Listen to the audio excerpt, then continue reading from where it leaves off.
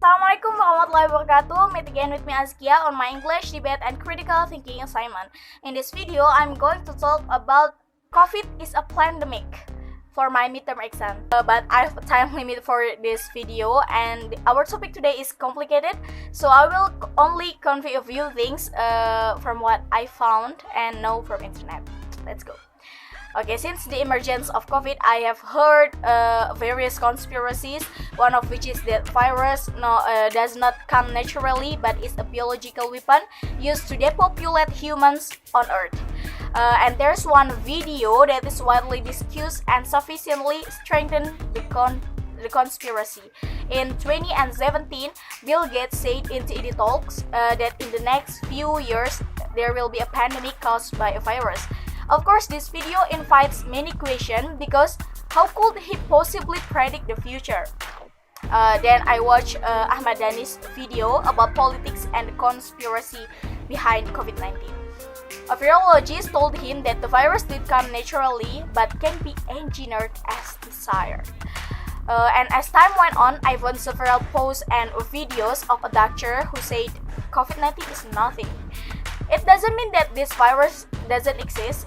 This virus exists, but the fear and repercussion that follow are more dangerous than the virus itself. And it was also found that many patients who died during this pandemic, none of them died 100% of COVID. Most of them died because of disease that has been suffered, and we cannot trust the data presented by media because the inaccuracy of it. For example, the provincial government of Jakarta presented 283 people died, but the media told us only 122 people died. The data can be changed according to the purpose. We can also find all around us there are lots of patients who suffer from other diseases but have been infected by the hospital as a COVID-19 patients. So far, it can be concluded that this pandemic is very likely to have been planned for a long time and happen to benefit a certain group. At this time, we can also see that COVID-19 is no longer about pandemic but a business.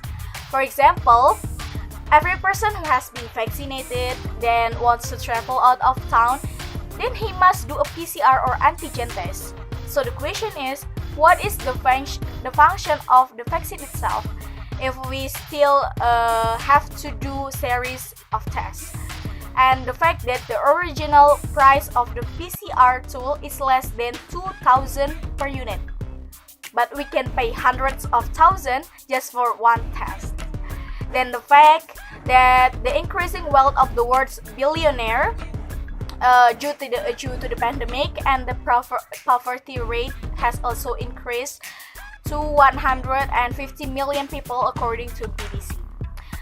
In Indonesia itself, the wealth of officials rose 70.3% during the pandemic, while poverty increased by more than 2.7 million people with a percentage of 10.4% according to the Central Statistics Agency.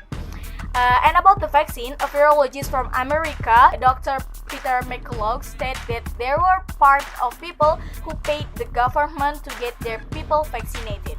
That's why the vaccines were given free of charge. There is a group of people who want all humans to be injected with vaccines. He also calls vaccines as a poison and has many side effects. There are many lifestyles that have changed due to the pandemic. The world is facing a new normal, which if we examine more closely is quite beneficial for some groups. Currently, humans are very dependent on technology due to social restriction. If we pay attention, this is very beneficial for the world's big companies, the majority of which are technology companies.